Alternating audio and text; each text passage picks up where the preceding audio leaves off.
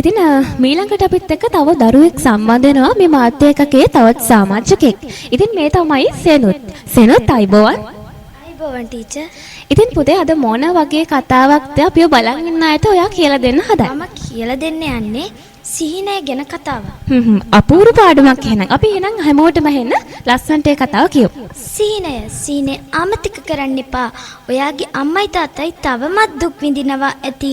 කවදද එයාලව සතුටු කරන්නේ? අව්‍යාජව ඉදිරියට යන්න.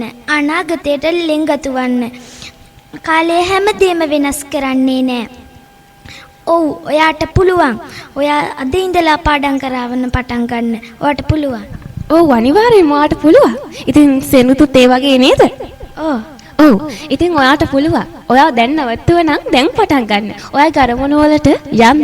මේ මොහොත තමයි හොඳම වෙලාව. තවත් කල් දාන්න නැතුව, පස්සට දාන්න නැතුව මේ මොහොතේම ජවයක් අරගෙන තමන්ගේ අත්දැකීම තමන්ට මොටිවේෂන් එකක් විදිහට බාරගෙන ඉස්සරහටම යන්න. ඉතින් සෙනුත් කියලා දුන්නේ අන්න ඒ පාඩම. මං ආන්න කැමතියි සෙනුත් මුහුණ දුන්න අභියෝගාත්මක අවස්ථාවක් ගැන. මම මුහුණ දුන්න අභියෝගාත්මක අවස්ථාවක් තමයි මගේ අත කැඩුණු වෙලා. ඒ වෙලාවේ කොහොමද ඔයා ඒ අභියෝගයට මුහුණ දෙන්නේ? ගොඩක් දුක්විතාකාරයට මම ඒකට මුහුණ දුන්නා. ඒ කියන්නේ ගොඩාක් රෝහල් ගත වෙන්න සිද්ධ වුණා නේද?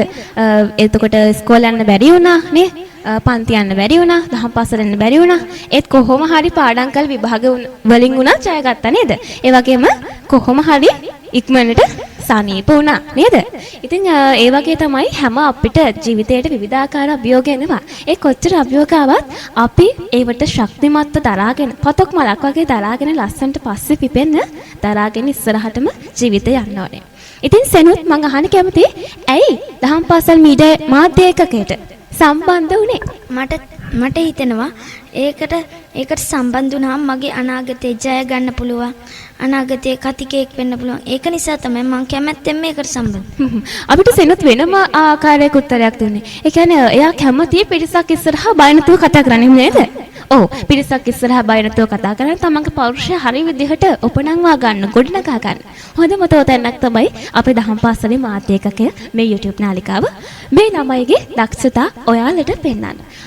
රටට ලෝකෙට දැයට හැම දෙයකම පෙන්න අපි ඒගොල්ලන්ට මේ විවර කරලා දීලා තියෙන්නේ පුදුමාකාර තෝතැන්නක්. ඉතින් පුතේ බොහොම ස්තුතියි එකතු වුණාට. ස්තුතියි.